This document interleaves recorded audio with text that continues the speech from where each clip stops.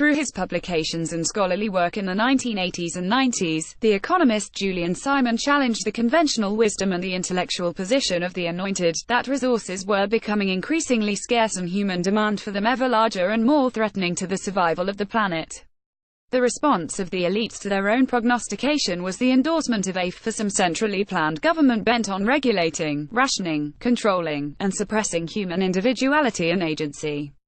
Simon's empirically based position, however, was that human ingenuity, coupled with economic and social incentives and a relatively free market, was capable of innovating out of resource and energy scarcity.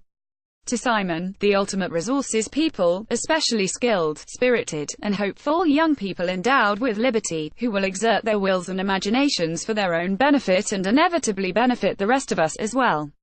Technological doomsday predictions are not new, eager to demonstrate the value of an historical perspective as to why, in a functioning market economy, people are unlikely to ever run out of resources. Simon once urged pessimistic analysts to learn from the great economist, William Stanley Jevons' scholarly 1865 prediction of cessation of growth for England by 1900 due to lack of fuel, and to remember Jevons' dismissal of petroleum as a potential substitute for coal.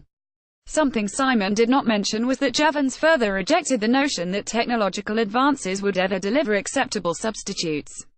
Lardner, however, deemed such apprehensions altogether groundless.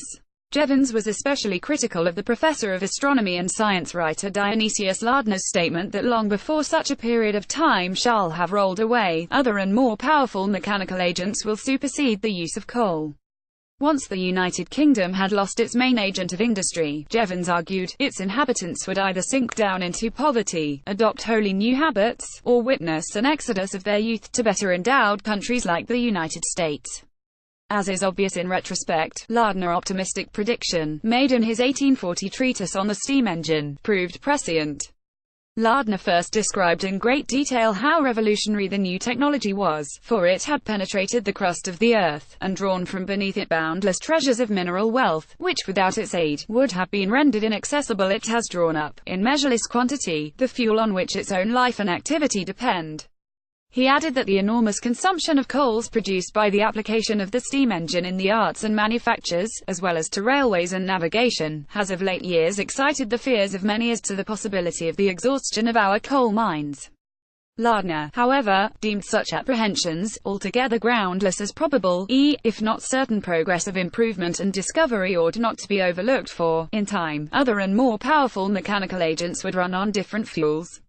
Optimism is not unwarranted. Lardner's optimism was grounded in the vigor, activity, and sagacity with which researchers in the physical sciences are prosecuted in every civilized country, the increasing consideration in which scientific men are held, and the personal honors and rewards which begin to be conferred upon them. All of this, he believed, justified the expectation that we are on the eve of mechanical discoveries still greater than any which have yet appeared. Indeed, Lardner went so far as to predict that the steam engine itself will dwindle into insignificance in comparison with the energies of nature which are still to be revealed, and that the day will come when that machine, which is now extending the blessings of civilization to the most remote skirts of the globe, will cease to have existence except in the page of history.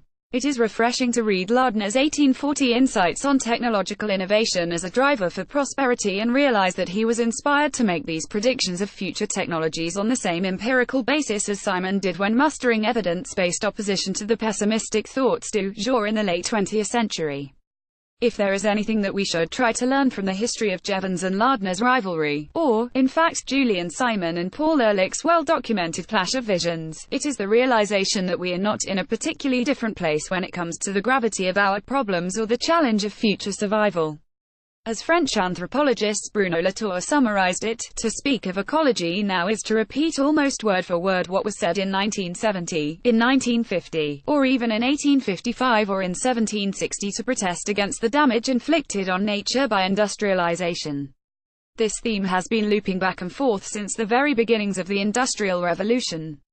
Those who gave in to pessimism and fear did little more than inflict misery and their own hot air on the rest of humanity. Those who, like Lardner and Simon, broke out of the rhetorical loop did something great. They invested in the ultimate resource, us.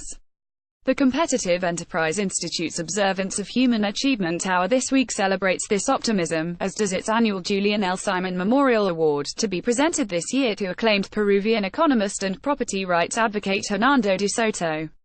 Reprinted from the Competitive Enterprise Institute.